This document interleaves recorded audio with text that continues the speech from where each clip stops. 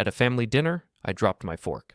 When I bent down, I saw my sister's husband's leg between my fiancé's under the table. The silverware clattered against the hardwood floor of Beatrice's dining room, and in that moment of reaching down, the entire foundation of my life shifted like a house settling on rotten beams. I'm Edward Waverley, and I've been building houses for 15 years. I know the sound wood makes when it's about to give way. That's exactly what I heard in my head as I stared at those intertwined legs beneath the white linen tablecloth. Jonathan's Italian leather shoe was pressed against Sloane's bare ankle. Her red dress had ridden up just enough to reveal the intimate contact. They weren't just touching, they were caressing. His foot moved in small, deliberate circles against her skin. I stayed crouched there for what felt like an hour but was probably 3 seconds. Long enough to memorize every detail. Long enough to understand that this wasn't accidental. Long enough to realize that my entire engagement to Sloane Mercer had been built on lies as rotten as termite-infested timber. When I finally straightened up, fork in hand, the conversation at the table had stopped. Beatrice was mid-sentence about her latest charity fundraiser, but her voice trailed off when she saw my face. Dad lowered his wine glass. Sloane's cheeks flushed pink, and Jonathan, my brother-in-law for the past 8 years, looked like a man who'd just been caught stealing from the collection plate. "Everything all right, Eddie?" Beatrice asked, using the childhood nickname that always made me feel like I was still the scrawny kid who couldn't reach the top shelf. I set the fork beside my plate with deliberate precision. "Just dropped something." The silence stretched like a guitar string about to snap. Jonathan cleared his throat and dabbed his mouth with his napkin. Sloane reached for her water glass with a trembling hand. "Edward," Jonathan said, his voice carrying that smooth confidence that had helped him climb the corporate ladder at his investment firm. "Let's step out for a few words." It wasn't a request. It was the tone he used when he was about to explain why everyone else was wrong and he was right. The same tone he'd used when he convinced Beatrice to invest her inheritance in his sure-thing stock picks that lost her $20,000. I looked around the table at my family. Dad sat there with his weathered contractor's hands folded, the same hands that had taught me how to swing a hammer and read blueprints. Beatrice wore her pearls and her perfect hostess smile, but her eyes were worried. Sloane wouldn't meet my gaze. "Sure, Jonathan, let's talk." I followed him through the French doors onto Beatrice's back patio. The October air was crisp, and the smell of burning leaves drifted from somewhere in the neighborhood. Jonathan walked to the edge of the deck and gripped the railing like he was preparing for a speech. "Look, Eddie, I think there might be some misunderstanding here." "Misunderstanding." I kept my voice level. "When you're dealing with a foundation problem, you don't start swinging the sledgehammer right away. You assess the damage first." "I saw the way you looked at us in there. Sloane mentioned you've been under a lot of stress with the Henderson project running over budget." The Henderson project, a custom home that had turned into a nightmare when the clients kept changing their minds about everything from the kitchen layout to the bathroom fixtures. I'd been working 16-hour days trying to keep it on track. "This isn't about work, Jonathan." He turned to face me, and I saw the calculation in his eyes. He was trying to figure out exactly how much I knew and how much he could talk his way out of. "Sloane's been worried about you. She asked me for advice about how to help. We've been meeting for coffee, talking about ways to support you through this rough patch." "Coffee meetings that require foot massage under the dinner table?" His face went pale. "I don't know what you think you saw. I know what I saw. The question is how long it's been going on." Jonathan ran his hand through his perfectly styled hair. "You're jumping to conclusions. Sloane loves you. She's planning your wedding." "Our wedding that's 3 weeks away." "Exactly. Why would she?" "Because she's been planning more than just a wedding." I stepped closer to him. Jonathan was taller than me by a few inches, but I had 40 pounds of muscle from years of construction work. He backed against the railing. "Eddie, let's be reasonable here. Even if there was something, which there isn't, but even if there was, wouldn't it be better to work this out quietly? Think about Beatrice. Think about your father. Do you really want to destroy the family over a misunderstanding?" There it was, the threat wrapped in concern, the implication that I would be the one destroying the family by refusing to ignore what I'd seen. "You're right about one thing," I said. "I should think about my family." I turned and walked back toward the house. Behind me, I heard Jonathan's footsteps following. The dining room felt smaller when we returned. Everyone was pretending to eat, but their plates were still full. I took my seat and picked up my fork again, the same fork that had started this whole revelation. "Everything sorted out?" Dad asked. He'd built his own construction business from nothing and had a talent for reading people that had served him well in negotiations. "Oh yes," I said, cutting into my roast beef. "Very illuminating conversation." I chewed slowly, letting the silence build. Sloane was fidgeting with her engagement ring, turning it around and around on her finger. The ring I'd saved for 6 months to buy. The ring that had cost me more than my truck payment. Jonathan was just explaining how he's been helping Sloane with wedding planning, I said conversationally. Meeting for coffee, providing support, getting very hands-on with the details. Beatrice smiled. That's sweet of him. Jonathan's always been good at organizing events. Especially intimate ones. The words hung in the air like smoke from a house fire. Sloane's fork clattered against her plate. Edward, she said quietly. What are you trying to say? I looked at her, really looked at her. Sloane was beautiful in that polished way that came from expensive salons and designer clothes. We'd met 2 years ago at a charity auction where I was donating my services for a home renovation. She was there representing her marketing firm, elegant and sophisticated in a way that made me feel like I'd stepped out of my league. I'm saying that I saw you two under the table. I'm saying that coffee meetings don't usually involve that kind of physical contact. I'm saying that my fiancé and my brother-in-law have been conducting their own private merger while I've been working my tail off to pay for a wedding. Sloane's composure cracked. It's not what you think. Jonathan was just what? Just accidentally playing footsie with my fiancé at family dinner? Eddie, please. Beatrice's voice was strained. Can't we discuss this calmly? I am being calm. I haven't thrown anyone through a window or torn apart the furniture. I'm just stating facts. Jonathan leaned forward. You're creating drama where none exists. Sloane barely touched my foot. It was accidental. Accidental? Like the way you accidentally scheduled all those coffee meetings? Like the way you accidentally have her phone number memorized? Like the way you accidentally light up like a Christmas tree every time she walks into a room? Dad set down his wine glass with a sharp clink. Jonathan, is there something you need to tell us? The question came with the authority of a man who'd raised 2 children and run a business for 30 years. Jonathan's smooth confidence began to crack under Dad's steady gaze. Richard, I think Edward is overreacting to what was clearly an innocent. Answer the question. Dad's voice could cut through steel when he wanted it to. Jonathan looked at Sloane, then at Beatrice, then back at me. I could see him calculating, trying to figure out which lie would cause the least damage. There may have been some confusion about boundaries, he said finally. Sloane stood up abruptly, her chair scraping against the floor. I can't do this. Edward, you're making something out of nothing. Jonathan and I are friends, that's all. Friends who can't keep their feet to themselves. It was nothing, a moment of, I don't know, comfort. You've been so distant lately, so focused on work. Jonathan listens to me. Listens to you? Is that what we're calling it? Beatrice was staring at her husband with growing horror. Jonathan? Please tell me this isn't what it looks like. Jonathan's mask finally slipped completely. Beatrice, honey, it's complicated. Sloane was unhappy, and I was just trying to help. Help her right out of her engagement? The words came from Dad, and they hit like a sledgehammer to a load-bearing wall. The whole structure of pretense came crashing down. Sloane pulled off her engagement ring and set it on the table with a sharp click. Fine. You want the truth? Yes, Jonathan and I have feelings for each other. Yes, we've been meeting. Yes, we've been talking about what it would be like if things were different. Different how? I asked. If I wasn't working 16 hours a day to pay for our wedding. If you weren't so ordinary.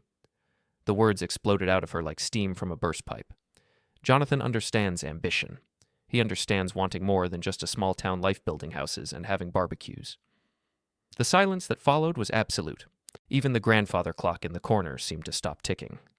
Beatrice stood up slowly, her face white. Get out. Please.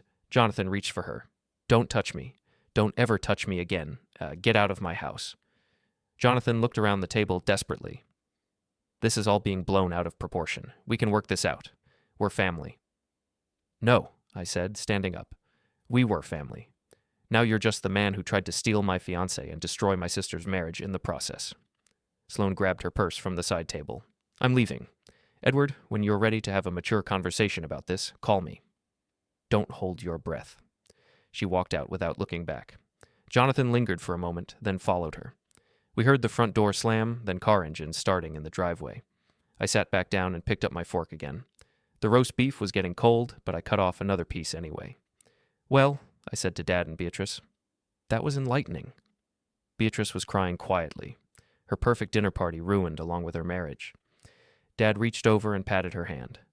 I'm sorry, Eddie, she whispered. I had no idea. Not your fault, sis. You can't control what other people choose to do. But even as I said it, I was thinking about Jonathan's parting words. We can work this out. Like this was just a business disagreement that could be resolved with the right negotiation strategy. He was wrong about that. Some things, once broken, can't be repaired, but they can be replaced. And sometimes, when you're building something new, you have to tear down what came before. I finished my dinner while Beatrice cried and Dad sat in thoughtful silence. The fork that had started it all lay beside my plate, innocent and ordinary. But I was beginning to understand that ordinary tools, in the right hands, could bring down entire structures. The wedding was off. The engagement was over. My relationship with Jonathan was finished. But I was just getting started. 3 days after the dinner revelation, I was standing in the half-finished Henderson house, staring at a wall that needed to be torn down and rebuilt.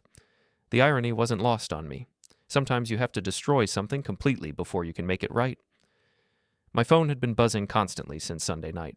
Sloan had called 17 times, left 12 voicemails, and sent enough text messages to fill a small novel. The general theme was that I was overreacting, that she and Jonathan had never actually done anything physical, and that if I really loved her, I'd be willing to work through this. Jonathan had tried a different approach. His messages were all about family unity and forgiveness. He wanted to meet for lunch to clear the air. He suggested couples counseling. He even offered to pay for the wedding himself as a gesture of goodwill. I deleted every message without responding. The truth was, I needed time to think. And the best place for thinking had always been a construction site, where the problems were concrete and the solutions involved tools I understood. Boss, you want me to start on the kitchen cabinets? Tommy Brennan had worked for me for 3 years. He was 26, reliable, and had enough sense to know when to leave me alone. Today, he'd been giving me a wide berth while I attacked a stubborn piece of drywall with more force than strictly necessary. Yeah, go ahead. The measurements are on the counter. I set down my sledgehammer and wiped sweat from my forehead. October in New England could be unpredictable, but today was warm enough that I'd stripped down to a t-shirt. The physical work felt good. It was honest in a way that nothing else in my life seemed to be anymore. My phone rang again. This time it was Beatrice. Eddie, are you okay? I've been worried about you. I'm fine, working. Have you talked to Sloan? No. Maybe you should. She came by yesterday. She was crying. She says you won't return her calls. I walked outside where Tommy couldn't hear the conversation. What exactly did she expect? She says it was just emotional support, that she and Jonathan never actually... You know? I know what I saw, B. But maybe it wasn't as serious as it looked. Maybe they just got carried away with the friendship. I could hear the hope in my sister's voice. Beatrice wanted to believe that her marriage could be saved, which meant she needed to believe that what happened wasn't as bad as it appeared. Where's Jonathan now? He's staying at the Marriott downtown. He says he'll stay there as long as I need him to, but that he wants to work things out. And what do you want? The silence stretched long enough that I thought the call had dropped. I don't know, she finally whispered. We've been married 8 years, Eddie. We have the house and the business connections and all our friends. I can't just throw that away over a moment of poor judgment. It wasn't a moment, B. This has been going on for weeks, maybe months. You don't know that. But I was starting to suspect I did know that. The more I thought about it, the more things made sense.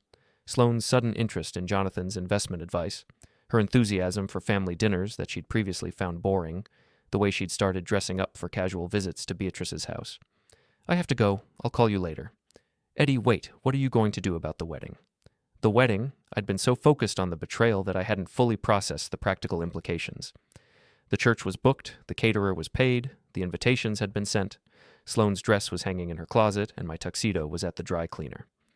I'm going to cancel it. All of it? Every bit of it. After I hung up, I stood in the Hendersons' future backyard and tried to calculate the financial damage.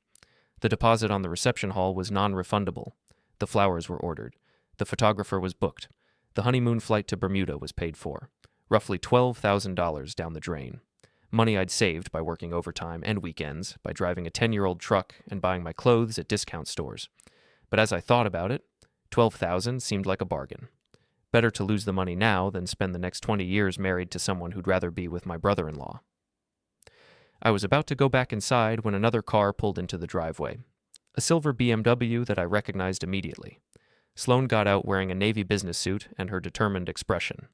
She'd probably come straight from her marketing firm, where she spent her days creating campaigns that convinced people to buy things they didn't need. Edward, we need to talk. I'm working. This is more important than work. She walked toward me with the confident stride she used in client presentations. Everything about Sloane was calculated, from her perfectly styled blonde hair to her designer handbag. I'd once found that polish attractive. Now it just seemed artificial. I've been trying to reach you for 3 days. I've been busy. Too busy to discuss our relationship? What relationship? You mean the one where you're secretly involved with my sister's husband? She stopped a few feet away from me, close enough that I could smell her expensive perfume. That's not fair. Jonathan and I aren't involved. We're friends. Friends who play footsie under dinner tables. It was a moment of connection. I was feeling lonely, and he was being supportive. Lonely? We live together, Sloane. We see each other every day. We see each other, but we don't connect. You come home covered in dust and exhausted. You fall asleep watching television. When was the last time we had a real conversation about anything other than the wedding or your work problems? I leaned against the side of my truck. So this is my fault? It's nobody's fault. It's just, we've grown apart. The engagement happened so fast, and then we got caught up in wedding planning, and somewhere along the way we stopped being a couple and became business partners organizing an event. There was enough truth in what she said to sting. Our relationship had become focused on logistics. Who was picking up the programs from the printer? Whether we wanted chicken or fish for the reception dinner. How many people were coming from her side versus mine. That doesn't explain Jonathan. She looked away. He listens to me. When I talk about my work, or my goals, or my concerns about the future, he pays attention. He asks questions. He makes me feel heard. And I don't? When was the last time you asked me about my day? Really asked, not just how was work while you're looking at your phone. I tried to remember and came up empty. The Henderson project had consumed most of my attention for the past month. When I got home, I was usually too tired for detailed conversations about marketing strategies and client presentations. So you decided to find emotional support from my brother-in-law? It wasn't a decision. It just happened. We started talking at family dinners, and then he offered to help me understand some financial planning after we got married, and then what? Then I realized that I felt more excited about having coffee with him than I did about planning my own wedding. The honesty was like a punch to the stomach, but at least it was honest. Are you in love with him? She was quiet for a long time. I don't know. Maybe. I think I could be. And what about us? I love you, Edward, but I'm not sure I'm in love with you anymore. I'm not sure I ever was, really. I think I was in love with the idea of you. The steady, reliable guy who would build me a beautiful house and give me a stable life. But now you want more than stable. I want passion. I want someone who challenges me intellectually. I want conversations that last until midnight and make me forget to check my phone. You want Jonathan? I want what Jonathan represents. Success, ambition, sophistication, a life that's bigger than this small town. I looked at the half-finished house behind me, then at the woman I'd planned to marry in 3 weeks. So what now? I think we should postpone the wedding. Take some time to figure out what we really want. Postpone it so you can explore your feelings for Jonathan. So we can both figure out if we're getting married for the right reasons. I was getting married because I love you and wanted to spend my life with you. Turns out I was the only one who felt that way. That's not true. It is true, Sloane. If you were sure about us, there wouldn't be any feelings for Jonathan to explore. You'd have shut down whatever this is before it started. She started to argue, then stopped. You're right. I should have been stronger. But you weren't. No, I wasn't. I pushed myself away from the truck. Then there's nothing to postpone. The wedding's off. The engagement's over. Edward, please, don't make this decision when you're angry. Give us both some time to think. I've been thinking for 3 days. I've thought about how many times you've mentioned Jonathan in casual conversation. I've thought about how you always volunteer to help Beatrice with parties when you know he'll be there. I've thought about how you started wearing perfume to family dinners. Her face went pale. You're reading too much into things. Am I? How long have you been attracted to him, Sloane? Since the beginning? Since we got engaged? Since last month? It doesn't matter. It matters to me. She wrapped her arms around herself like she was cold. Maybe since the engagement party. He gave a toast about how lucky you were, and I remember thinking that he understood what made a relationship special better than most married men do. The engagement party. 6 months ago. She'd been developing feelings for Jonathan for half our engagement. Does he feel the same way about you? I think so. We've never really talked about it directly, but there's definitely something there. And Beatrice? What about her? Does it bother you that pursuing this thing with Jonathan will destroy her marriage? For the first time, Sloane looked genuinely uncomfortable. I don't want to hurt Beatrice, but people can't help how they feel. They can help how they act on those feelings. Can they? You're acting on your feelings right now by ending our engagement. She had a point, but there was a difference between ending something that was already broken and actively breaking something that was working. Go home, Sloane. Pack your things. I want you out of the apartment by the weekend. Where am I supposed to go? I don't know. Maybe Jonathan can help you figure that out. I walked back toward the house, but she called after me. Edward, I'm sorry. I never wanted it to happen this way. I turned around. But you're not sorry it happened. No, I'm not sorry I discovered what I really want before we made a mistake that would have hurt both of us for years. Just a mistake that hurts both of us right now. Better now than later. Maybe she was right about that. Better to find out before the wedding that my fiancé was in love with someone else. Better to lose $12,000 than 12 years of my life. But as I watched her drive away, I couldn't shake the feeling that this wasn't really the end. Jonathan and Sloane had blown up 2 relationships to explore their feelings for each other. Beatrice was talking about forgiveness and second chances. Everyone seemed to think this was a temporary crisis that could be managed and overcome. They were wrong about that. Some foundations, once cracked, can't be repaired. They have to be completely replaced. And I was very good at demolition. The wedding cancellation took 2 days and cost me exactly what I'd expected. $12,000 in non-refundable deposits and fees. The church was understanding, the caterer was not. The photographer offered to do a future event at half price, which would have been helpful if I had any plans for future events requiring professional photography. Sloane moved out on Thursday while I was at work. She took her clothes, her books, and the coffee maker we'd received as an early wedding gift. She left the engagement ring on the kitchen counter next to a note that said, "I'm sorry," in her neat handwriting. I threw the note away and put the ring in my toolbox. I'd paid for it. I'd figure out what to do with it later. By Friday evening, I was sitting alone in my apartment, eating pizza from a box and trying to figure out what came next. The immediate crisis was over. The wedding was canceled. Sloane was gone. The financial damage was assessed and absorbed. But Jonathan and Sloane were still out there somewhere, probably having the kind of deep, meaningful conversations that she'd found missing in our relationship. And Beatrice was still hoping that her marriage could be saved. I was finishing my second beer when the phone rang. Unknown number. Edward Waverly. Mr. Waverly? This is Janet Chen from the Riverside Country Club. I'm calling about the reception booking for October 30th. The reception hall. I'd forgotten to cancel the reception hall. Right. I need to cancel that. I'm sorry to hear that, sir. Unfortunately, the contract specifies that cancellations within 30 days of the event forfeit the entire deposit. How much was the deposit? $4,000. I closed my eyes. $4,000 on top of the 12 I'd already lost. Fine. Cancel it. Actually, sir, there might be another option. The deposit is non-refundable, but you could still use the facility. Perhaps for a different type of event? Like what? Some clients have converted canceled wedding receptions into family reunion parties, or corporate events, or charity fundraisers. A charity fundraiser. That was interesting. What would be involved in changing it to a fundraiser? Well, you've already paid for the room, the tables, and the basic service. You just need to arrange for food, entertainment, and publicity for whatever cause you wanted to support. After I hung up, I sat staring at the wall and thinking. $4,000 for a reception hall, tables, and service. All I needed was a cause worth supporting and people willing to attend. I was still thinking about it on Saturday morning when Beatrice called. Eddie, I need to ask you something. What's up? Jonathan wants to come to Sunday dinner tomorrow. He says he wants to apologize to the family and try to make things right. And you're considering letting him? He's still my husband, and Dad thinks maybe we should hear him out. Dad thought that, did he? That was interesting. Dad had been pretty clear about his opinion of Jonathan's behavior at the disaster dinner. What do you think? I think I'm tired of being angry all the time. I think maybe if we can all sit down and talk about this like adults, we might be able to find a way forward.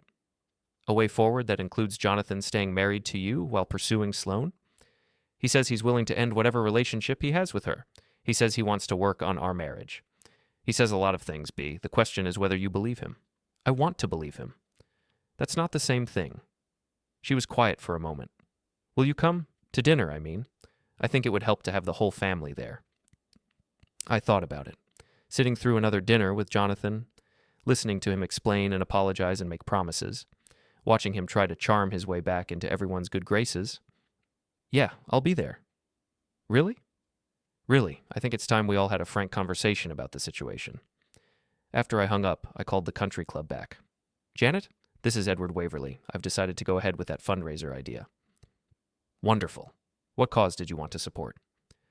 I'm still working out the details, but I'd like to schedule it for tomorrow evening. Is that possible? Tomorrow? That's very short notice, Mr. Waverly. I know, but the circumstances are unusual. I'll pay any additional fees for the rush job. Well, if you're sure, what time were you thinking? 7 o'clock. And Janet, I'll need you to help me with the invitations. I have a list of people who need to be there. Sunday dinner at Beatrice's house felt like a repeat performance of the previous week, except this time everyone knew what they were walking into. Dad arrived early and helped Beatrice set the table. I brought wine and a casserole dish that I'd picked up from the grocery store deli. Jonathan arrived precisely at 6, carrying flowers for Beatrice and a bottle of expensive scotch for Dad. He was wearing his most sincere expression and a navy blazer that probably cost more than I made in a week. Edward, he said, extending his hand. Thank you for coming. I know this can't be easy for you. I shook his hand and smiled. Actually, I'm looking forward to it.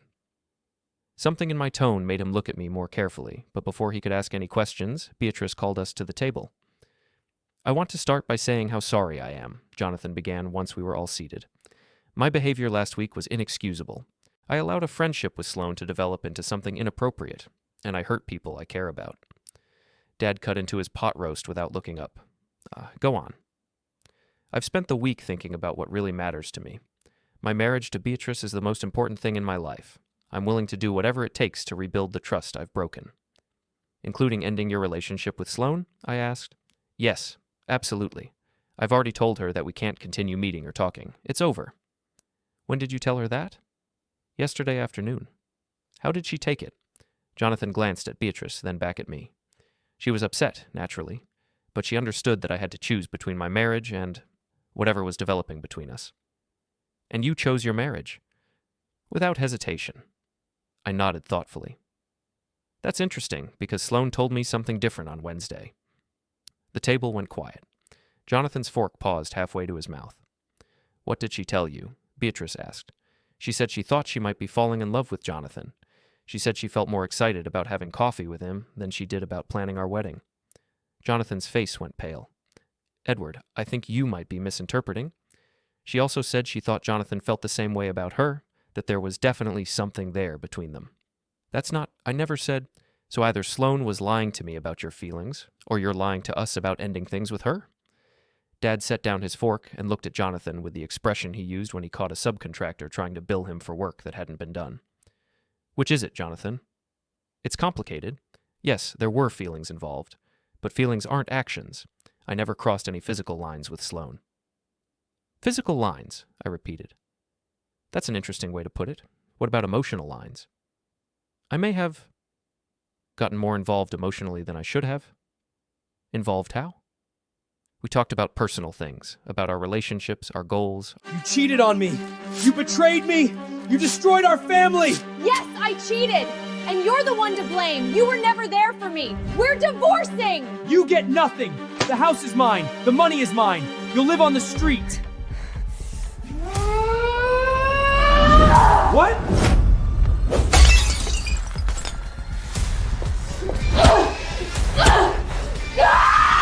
Want to know who I cheated with? Your boss! He's a real man!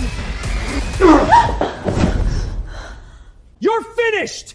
I'll make sure you get nothing! You hear me? Nothing! I don't need your money. I'm leaving you for him. He's twice the man you are. And you know what else?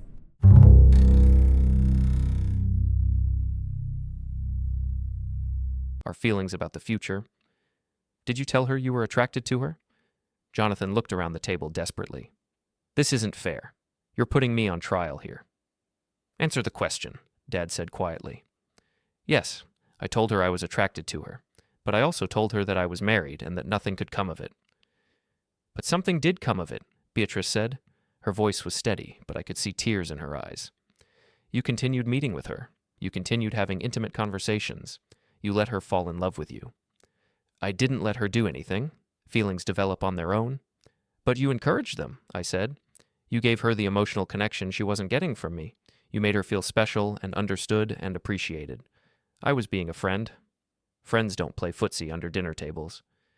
That was one moment of poor judgment. One moment that I happened to catch. How many moments didn't I catch? Jonathan was starting to sweat despite the cool evening air. You're twisting everything. Yes, I made mistakes. Yes, I let things go too far. But I'm here now, trying to make it right. Are you? Because I talked to Sloane yesterday, and she seemed to think you were planning to leave Beatrice. The lie came out smoothly, and it hit its target perfectly. Jonathan's composure cracked completely. She wasn't supposed to. I told her we needed to be careful about... He stopped, realizing he'd just confirmed something I'd made up. Beatrice stood up slowly. Get out. B, please, let me explain. You just did explain. You told Sloane you were planning to leave me. You've been making plans behind my back while pretending to work on our marriage. It's not like that. I was confused. I was torn between your wife and your girlfriend. Dad's voice cut through Jonathan's protests like a saw through pine. And you thought you could keep both of us on the hook while you figured out which option was more appealing. That's exactly what it is. I stood up and walked around the table until I was standing directly behind Jonathan's chair. You wanted to keep Beatrice as a backup plan while you explored your options with Sloane. Edward, you don't understand the pressure I've been under. The pressure of choosing between two women who both deserved better than you. I put my hands on the back of his chair and leaned down so I could speak directly into his ear. Here's what's going to happen, Jonathan. You're going to leave this house and never come back. You're going to move out of your hotel and find somewhere else to live. You're going to stay away from Sloane, and you're going to stay away from my family. You can't, and if you don't do those things voluntarily, I'm going to make your life very unpleasant in ways you haven't even thought of yet. I straightened up and smiled at him. Oh, and one more thing. Tomorrow evening at 7, you're going to be at the Riverside Country Club for a little party I'm throwing, both you and Sloane. What kind of party? A fundraiser. For charity. I think you'll find it very educational. Jonathan looked around the table, but found no sympathy. Dad was stone-faced, Beatrice was crying, and I was still smiling. This is insane. You can't force me to attend some party. Can't I? Well, I suppose we'll find out tomorrow. He stood up abruptly, his chair scraping against the floor. This isn't over, Edward. You're absolutely right about that. After he left, the three of us sat in silence for several minutes. Finally, Dad poured himself another glass of wine. What's this party tomorrow, Eddie? Just a little gathering to clear the air. What kind of gathering?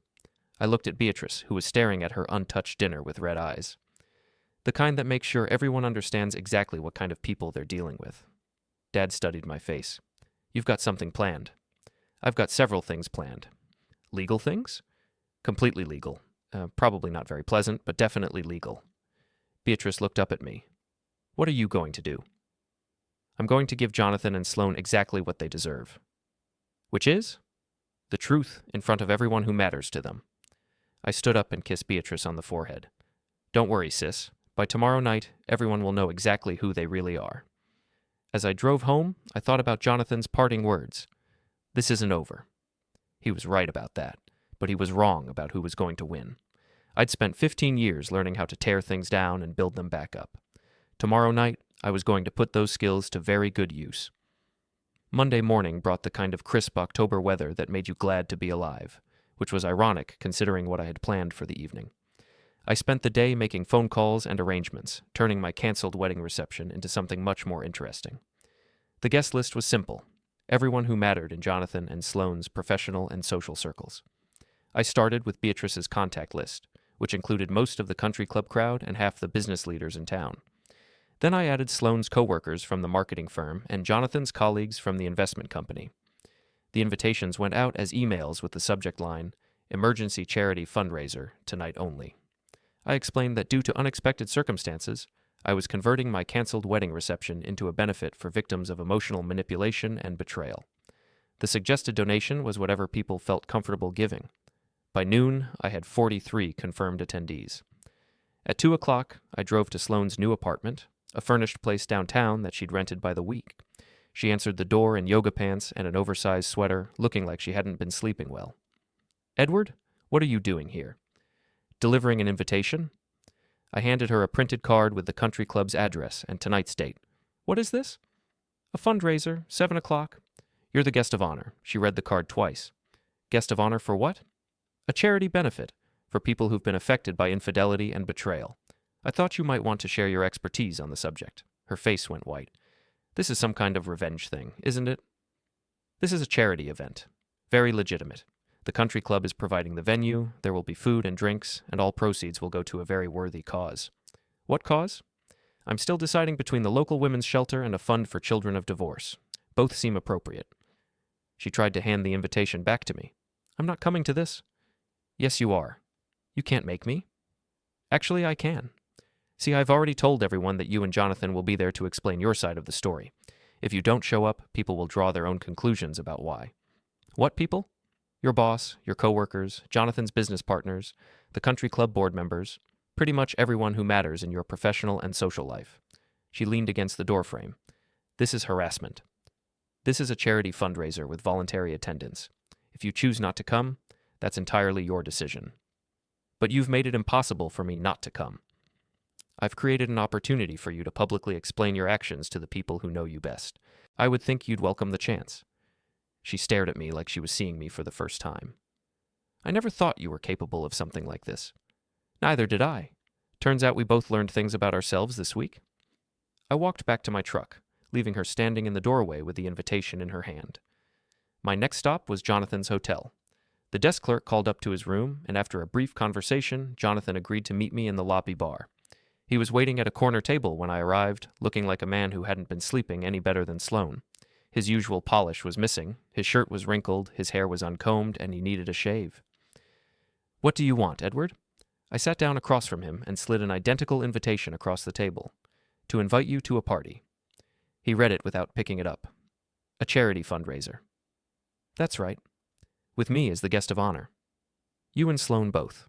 I thought it would be nice for you to appear together, given your relationship. We don't have a relationship anymore. Oh, I told you. I ended things with her. Did you? Because she seemed to think you were still planning to leave Beatrice for her. I never said that. But you implied it. You let her believe that once the dust settled from this mess, you'd be free to pursue whatever was developing between you. Jonathan picked up his scotch and drained it. What do you want from me, Edward? You want me to grovel? You want me to admit I screwed up? Fine. I screwed up. I made mistakes. I hurt people I care about. I want you to tell the truth. I am telling the truth. No. You're telling the version of the truth that makes you look the least bad. There's a difference. I leaned forward. Here's what really happened, Jonathan. You've been attracted to Sloane since the day you met her. You spent months figuring out how to get close to her without raising suspicions. You used the wedding planning as an excuse to spend time with her. You gradually escalated the emotional intimacy until she started falling for you. That's not... Then, when you realized she was genuinely interested, you started planning your exit strategy from your marriage to Beatrice. You told Sloane just enough to keep her hope alive while you figured out how to minimize the financial and social damage of a divorce. Jonathan's face was flushed. You don't know what you're talking about. Don't I? Then explain why you haven't filed for divorce yet. Explain why you're still trying to reconcile with Beatrice while telling Sloane that you need time to figure things out. It's complicated. It's not complicated. You're trying to have it both ways. You want to keep your marriage intact in case things don't work out with Sloane, but you also want to keep Sloane available in case you decide to leave Beatrice. I stood up. Tonight, you're going to choose, in front of everyone who knows you both. You're going to publicly commit to either your wife or your girlfriend, and then you're going to live with the consequences. And if I don't show up, then I'll make sure everyone knows exactly why you didn't show up, and I'll make sure they know every detail of what you've been doing for the past few months. You're threatening me. I'm offering you an opportunity to control your own narrative. You can show up and explain yourself, or you can hide and let me explain you to everyone else. I left him sitting there with the invitation and his empty scotch glass. The rest of the afternoon was spent on final preparations. The country club staff was efficient and professional, setting up tables and arranging the room exactly as I'd specified. I'd kept the decorations simple, white tablecloths, small flower arrangements, and a podium at the front of the room. At 6:30, I changed into the tuxedo I'd planned to wear to my wedding. It seemed appropriate somehow. I was still celebrating the end of my engagement, just not in the way I'd originally planned. The first guests arrived at 7 sharp. Beatrice came with Dad, both of them looking nervous but determined. Then came the country club crowd, the lawyers, doctors, and business owners who formed the social elite of our small city. Sloane's colleagues from the marketing firm arrived in a group, followed by several of Jonathan's investment partners. By 7:15, the room was full of people who had no idea what they were really there for. At 7:20, Sloane arrived. She was wearing a black cocktail dress and the kind of makeup that was supposed to hide the fact that she'd been crying. She stood near the back of the room, looking like she wanted to disappear. At 7:25, Jonathan walked in. He'd managed to pull himself together since our afternoon meeting. Fresh shave, pressed suit, confident smile. He worked the room like the professional networker he was, shaking hands and making small talk, as if this were just another business event. At 7:30, I walked to the podium and tapped the microphone. Ladies and gentlemen, thank you all for coming on such short notice. I know many of you were expecting to be at my wedding reception tonight, but circumstances have changed, and I decided to turn this occasion into something more meaningful. Polite applause, a few curious looks. As most of you know by now, my engagement to Sloane Mercer has ended. What you may not know is why it ended, or what that has to do with tonight's charity fundraiser. The room was getting quieter. People were starting to sense that this wasn't going to be a typical charity event. 3 weeks ago, I discovered that my fiancée had been conducting an emotional affair with my brother-in-law, Jonathan Holt. This discovery led me to cancel our wedding and end our relationship. Now I had everyone's complete attention. I could see Sloane near the back, her face pale. Jonathan was standing near the bar, his confident smile starting to crack. But as I've thought about this situation over the past week, I've realized that what happened to me isn't unique. Emotional manipulation, betrayal of trust, and the destruction of families for personal gratification, these things happen every day, and the victims of these behaviors rarely get the chance to tell their side of the story. I paused and looked directly at Jonathan. So tonight, I want to give everyone involved the opportunity to be completely honest about what happened, to explain their motivations, their choices, and their plans for the future. I gestured toward Sloane. Sloane, would you like to start? Please, tell everyone about your relationship with Jonathan and why you decided to pursue it while engaged to me. The room was silent. Sloane looked like a deer caught in headlights. I don't think this is appropriate. What's not appropriate about honesty? You told me that you felt more excited about having coffee with Jonathan than you did about planning our wedding. You said you thought you might be falling in love with him. Surely these are things you'd be comfortable sharing with your friends and colleagues. Edward, please. Or maybe Jonathan would prefer to explain. Jonathan, why don't you tell everyone about your plans to leave your wife for my former fiancé? Jonathan stepped forward, his face red. That's not what happened. No? Then what did happen? Sloane and I developed a friendship that became inappropriate. I take full responsibility for that. But there was never any plan to leave my wife. I pulled out my phone and held it up. That's interesting, because I have a recording of a conversation that suggests otherwise. It was a bluff, but it worked. Jonathan's face went white. You recorded us? I recorded you admitting that you told Sloane you were planning to leave Beatrice. I recorded you discussing your strategy for minimizing the financial impact of a divorce. I recorded you making promises to her about your future together. None of this was true, but Jonathan didn't know that. And more importantly, neither did anyone else in the room. That's illegal, Sloane called out from the back. Actually, it's not. Single-party consent state. I can record any conversation I'm part of. I looked around the room at the faces of people who thought they knew Jonathan and Sloane. Business partners, social connections, professional colleagues. All of them were getting a very different picture of who these people really were. But I don't think we need to listen to recordings. I think Jonathan and Sloane can tell us themselves what their plans are. After all, they're both free agents now. Jonathan's separated from his wife. Sloane's no longer engaged to me. They can be together without any obstacles. I smiled at both of them. So what's it going to be?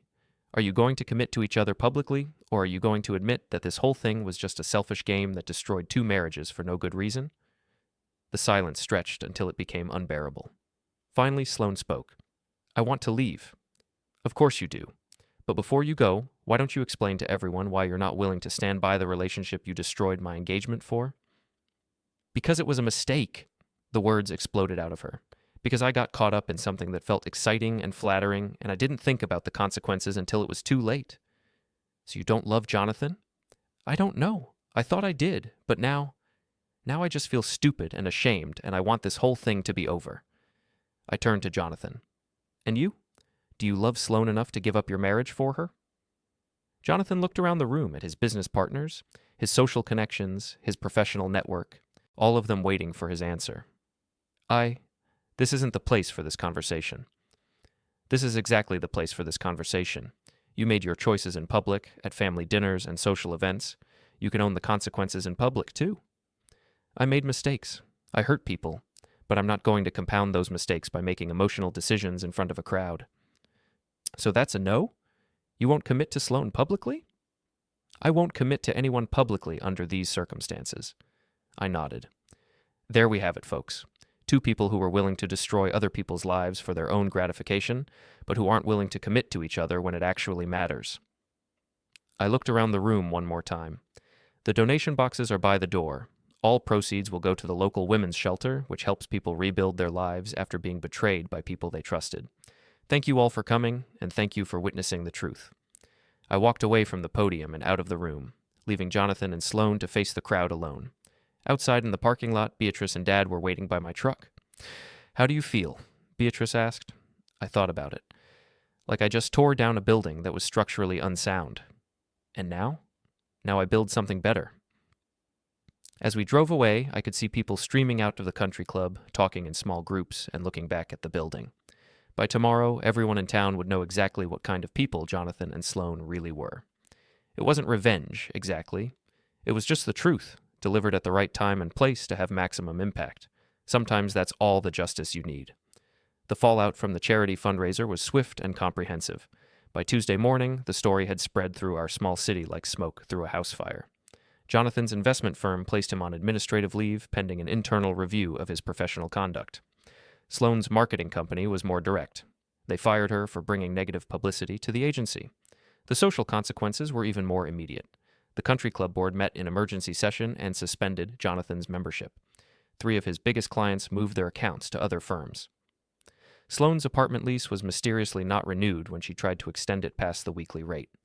I learned all this from Beatrice, who called me Wednesday morning with updates she'd gathered from her network of friends and neighbors.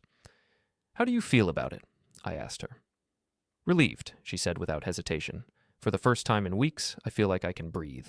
Everyone knows the truth now. I don't have to pretend everything is fine or make excuses for Jonathan's behavior. What about the marriage? I filed for divorce yesterday. My lawyer says it should be straightforward since Jonathan doesn't have much ground to stand on. I'm sorry, B.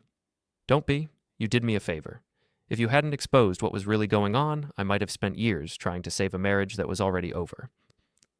After we hung up, I sat in my kitchen drinking coffee and thinking about what came next. The immediate crisis was resolved. Jonathan and Sloan were facing the consequences of their choices. Beatrice was free to start over. But I still had to figure out what to do with my own life. The Henderson project was nearly finished, which meant I'd need to find new work soon. My personal life was a blank slate. No fiancé, no wedding plans, no shared apartment lease to worry about. For the first time in 2 years, I could make decisions based entirely on what I wanted. The question was, what did I want? I was still thinking about it when someone knocked on my door. I opened it to find a woman I didn't recognize, mid-30s, professional dress, carrying a briefcase. Mr. Waverly, I'm Rebecca Torres from Channel 8 News. I was hoping I could ask you a few questions about the charity event you organized Monday night. A reporter. I should have expected this. I don't think I have anything to add to what's already public knowledge. Actually, sir, I think you might. The story has gotten some attention outside the local area. The way you handled the situation, exposing infidelity through a charity fundraiser, it's being discussed on social media as an example of creative justice. Creative justice? Using public accountability instead of legal action to address personal wrongs. Some people are calling it brilliant. Others are saying it was cruel. I'd like to get your perspective. I considered closing the door, but something about her approach intrigued me. She wasn't pushing for sensational details or trying to make me look like either a hero or a villain. She seemed genuinely interested in the ethics of what I'd done. Come in. Coffee? That would be great. I poured 2 cups and sat down across from her at my kitchen table. What do you want to know? Let's start with motivation. Why did you choose public exposure instead of just walking away? Because walking away wouldn't have solved the problem. Jonathan and Sloan would have continued their relationship in secret, probably destroying my sister's marriage in the process. They would have faced no real consequences for their choices. But don't you think people have a right to privacy, even when they make mistakes? They gave up their right to privacy when they made their relationship public. Family dinners, social events, professional gatherings. They were conducting their affair in front of people. I just made sure everyone understood what they were seeing. She made notes as I talked. Some people might say that what you did was disproportionate, that the punishment didn't fit the crime. What punishment? I organized a charity fundraiser and invited them to tell their side of the story. Everything that happened afterward was the result of other people's decisions about how to respond to the truth. But you knew what would happen. You knew they'd face social and professional consequences. I knew they'd face consequences. I didn't know what those consequences would be, and I didn't control them. Their employers, their friends, their business partners, all of those people made their own choices about how to react. She leaned back in her chair. Do you have any regrets about how you handled the situation? I thought about it. I regret that it was necessary. I regret that two people I trusted chose to betray that trust. But I don't regret exposing the truth. What about Sloane? Do you feel any sympathy for what she's going through now? I feel sorry that she's suffering, but I also think she's suffering the logical consequences of her choices. She chose to pursue a relationship with a married man while engaged to someone else. She chose to lie about it when confronted. She chose to prioritize her own desires over the people who would be hurt by her actions. And Jonathan? Jonathan is 42 years old and a successful businessman. He knew exactly what he was doing and what the risks were. He gambled that he could manage the situation without consequences, and he lost. The reporter finished her coffee and closed her notebook. One last question. What's next for you? I'm going to finish the house I'm working on. Then I'm going to figure out what kind of life I want to build for myself. Any plans to get back into dating? Eventually. But first, I want to make sure I understand what went wrong with my last relationship. I don't want to repeat the same mistakes. After she left, I realized that talking through the situation had helped me clarify my own thinking. I didn't regret what I'd done, but I also didn't want to become the kind of person who solved every problem through public confrontation. The truth was, I'd been lucky. Jonathan and Sloane had made enough mistakes that exposing them was relatively easy. But not every betrayal would be so clear-cut, and not every situation would lend itself to such a dramatic solution. What I really needed was to understand why I'd been so blind to what was happening in my own relationship, why I'd missed the signs that Sloane was pulling away, why I'd been so focused on work that I'd stopped paying attention to the person I was planning to marry. That evening, I drove to the Henderson house to check on Tommy's progress with the kitchen cabinets. The work was nearly done. Now just some final trim and touch-up painting left to complete. Looks good, I told him. You can finish up tomorrow. What's next, boss? You got another project lined up? Not yet. I'm thinking about taking some time off. Time off? You? Tommy had a point. I hadn't taken a real vacation in 3 years. I worked weekends, holidays, and most evenings. It was one of the things Sloane had complained about, my inability to separate work from life. Maybe it's time I learned how to relax? Where are you thinking of going? I looked around the nearly finished kitchen. The Henderson family would be moving in next week, starting their life in a house I'd built from foundation to roof. It was satisfying work, creating something solid and permanent that would shelter people for decades. I don't know yet. Somewhere I can think. Well, if you're taking requests, I wouldn't mind a heads up before you start the next job. My girlfriend's been complaining that she never sees me. I'll keep that in mind. As I drove home, I thought about Tommy's girlfriend and her complaints about his work schedule. It sounded familiar. Maybe the problem wasn't that I'd chosen the wrong woman to marry. Maybe the problem was that I'd never learned how to balance work with the rest of life. That night, I made a list of things I wanted to do differently going forward. 1. Take actual vacations. 2. Work reasonable hours. 3. Pay attention to the people who matter to me. 4. Don't ignore warning signs in relationships. 5. Be honest about what I want and need. It wasn't a complicated list, but it represented a significant change from how I'd been living. For years, I'd defined myself primarily through work. I was Edward the contractor, Edward who built houses, Edward who could solve any construction problem. But I'd never put the same energy into building relationships or understanding myself as a person outside of work. The charity fundraiser had shown me that I was capable of strategic thinking and decisive action when it really mattered. The question now was whether I could apply those same skills to building a better life for myself. On Thursday, I got a call from an unexpected source. Mr. Waverly, this is David Chen from Chen & Associates Architecture. I saw the news story about your charity fundraiser, and I wanted to talk to you about a potential business opportunity. What kind of opportunity? I have clients who are looking for a contractor who can handle sensitive situations with discretion and creativity. People who need construction work done, but who also need someone who understands how to manage complex personal dynamics. I'm not sure I follow. Divorce construction, renovation projects where the clients are going through messy separations and need someone who can navigate the emotional and legal complications. Based on how you handled your own situation, I think you might be uniquely qualified for this kind of work. It was an interesting idea. Construction projects were already stressful under normal circumstances. Add divorce proceedings, custody battles, and property disputes, and they became exponentially more complicated. What would be involved? Project management mostly, making sure work gets done on schedule and on budget despite whatever chaos is happening in the client's personal lives. Sometimes that means dealing with lawyers. Sometimes it means managing communication between estranged spouses. Sometimes it means finding creative solutions to unusual problems. And you think I'd be good at this because you demonstrated an ability to think strategically under pressure, to manage multiple stakeholders with conflicting interests, and to achieve your objectives without breaking any laws or crossing any ethical lines. I thought about it. It would be challenging work, but it would also be meaningful, helping people rebuild their lives, literally and figuratively, after major upheavals. I'd like to hear more about it. Great. Can you meet me for lunch tomorrow? I have 3 potential projects I could show you. After I hung up, I realized that I was excited about work in a way I hadn't been for months. The Henderson project had been satisfying but routine. This would be something entirely different. Construction work that required not just technical skills, but emotional intelligence and strategic thinking. Maybe this was what came next. Maybe the disaster of my engagement had taught me skills I didn't know I needed. Friday's lunch meeting went well.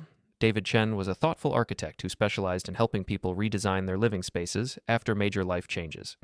His clients included divorced parents who needed to create separate but functional living arrangements, empty nesters who wanted to reconfigure their homes, and people who were starting over after financial or personal setbacks. The construction is usually straightforward, he explained. It's the people management that's complicated. You need someone who can stay calm when emotions are running high, who can find solutions when the original plan falls apart, and who can maintain professional relationships with people who are going through the worst periods of their lives. Sounds like social work with power tools. That's actually a pretty good description. He showed me 3 potential projects. A house that needed to be divided into separate apartments for a divorcing couple who couldn't afford to sell, a kitchen renovation for a single mother who was starting a catering business, and a basement conversion for a man who was moving back in with his elderly parents after a business failure. All 3 projects were technically simple, but emotionally complex. They would require patience, creativity, and the ability to help people make decisions when they were under tremendous stress. I'm interested, I told him. Great. When can you start? I thought about the Henderson house, which would be finished by the end of next week. I thought about my empty apartment and my cleared social calendar. How about Monday? As I drove home from the meeting, I felt something I hadn't experienced in weeks. Optimism about the future. The charity fundraiser had been about ending something that was broken. This new work would be about helping people build something better. It felt like the right kind of reconstruction. That evening, Beatrice called with news. Jonathan signed the divorce papers today. No contest, no negotiation. He's giving me the house and half the investment accounts. That's great, Bea. How do you feel? Free. Scared, but free. I haven't been single in 8 years. I don't even know where to start. Start with figuring out what makes you happy. The rest will follow. Is that what you're doing? That's exactly what I'm doing. After we hung up, I sat on my couch and looked around my apartment. It was a generic place I'd rented temporarily when Sloane and I started living together, intending to find something better once we were married. Now it felt like a blank canvas. I could stay here, or I could move somewhere else entirely. I could buy a house, or rent a cabin, or travel for a while before settling down. For the first time in years, the only person I had to consider in making these decisions was myself. It was terrifying and liberating at the same time. Outside my window, I could see the lights of the city where I'd lived my entire life. Some of those lights belonged to people who now knew more about my personal business than I'd ever intended to share. Some belonged to friends and family who had supported me through the worst week of my adult life. Tomorrow, I would start building something new. Not just houses for other people, but a life for myself that was based on what I'd learned rather than what I'd lost. The foundation was solid. Everything else was just construction.